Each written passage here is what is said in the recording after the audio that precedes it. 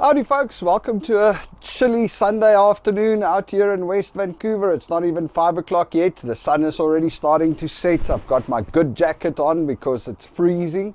It was a beautiful day today, and you know what, weirdly enough, we didn't even get to go out. I was so busy trying to get a few last minute things done. Angelique had friends over. It's like a very long weekend for them. They had Friday off and they also have Monday off of school. So it's sleepovers deluxe. She's out on Bowen Island tonight, sleeping over at a friend over there. Anyway, in today's video, I want to talk about cost of living in Canada. Or it's a kind of cost of living, but also not cost of living. It's just how affordable is it to live in Canada? You know, I often talk about how expensive it is here, and it is expensive. Rent is expensive. There's a lot of things that are expensive. But then again, you know, there's so many grants and helps, ways that they try and help you out. The Canadian government, I don't know, for those of you that follow the channel, you'll see that I just released a video on the Canada Child Benefit program. I mean, it's fantastic. They pay you, you know, it's not nothing. They pay you a decent amount of money back and it's tax-free. You know, it's a couple $100 a month. We get a couple $100 a month back. It's like $400 or $500 a month we're getting from that. And it's, you know, it's very helpful. And then there's a bunch of other programs. The BC has a child benefit thing. There's GST refunds and everything. So there's a whole lot of refunds and grants and money that they give you just to keep you going. But that's not the main thing. I was actually sitting looking on job boards. You know what, I'm going to make a video about the job boards because a lot of people have been asking how do they find jobs in Canada. But anyway, so I was sitting on this job board looking at a bunch of available jobs in Canada. It's just this aggregator that's got a whole lot of jobs on there. And I'm looking at all of these jobs, and the one thing that jumped out to me is that there's not such a big discrepancy in pay between, you know, kind of the lower paid jobs and the higher paid jobs.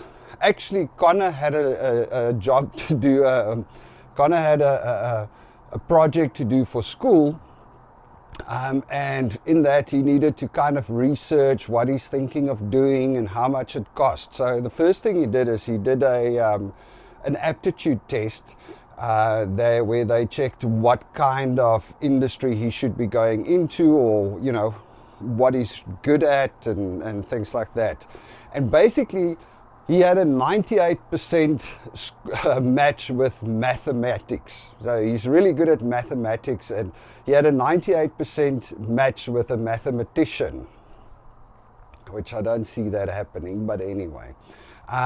But you know, he's forever been saying he doesn't want to go and study. He just wants to do a trade, or he wants to do something simple. He wants to become an electrician, or he wants to become a, you know, do a trade because they get paid just as well. He doesn't want to sit in an office or something. I'm not sure exactly. I think he's just too lazy to go and study. But anyway, long story short, so we did some research on this job boards and what the different salaries are, you know. So I said to him, look, this thing says you must be a mathematician, you know, and that you got to go study and it's going to pay you a lot of money. And he's like, well, I want to be an electrician. So we did the research. Electricians make on average $72,000 a year, and mathematicians make on average $76,000 a year. So it's like, there's not much of a discrepancy between the different jobs. You know, I was looking on that, sitting on that job board, looking at it, and you have waiters or cleaners earning $20 an hour. You have marketing managers earning $22 an hour or $23 an hour. You know, there's just, I don't know how to put it, but yeah, there's not, I feel like in South Africa, or where we come from, there's a much larger gap between the lower paid and the higher paid. It feels like here in Canada as if the gap is a little bit smaller. So even if you're a waiter, or even if you're a cleaner at a restaurant, or you clean houses or do stuff like that, you still make living wage. You can still make enough money to own a car and to rent a place and to eat and stuff like that. So it's interesting. I mean, every time we sit down and we do these calculations of, we work our dollars back into rands, we look at things and we go, whoa, that's a lot of rands for that butter or for that chocolate. But it doesn't work like that, really. I mean, you got to work out in dollars because you earn in dollars. And in dollars,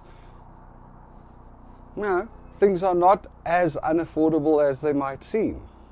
We can survive, which is cool, Anyway, just thought that would be interesting. All right, folks, I'm going to call it for this one because I'm starting to get really cold out here. You all must have a good one. Cheers.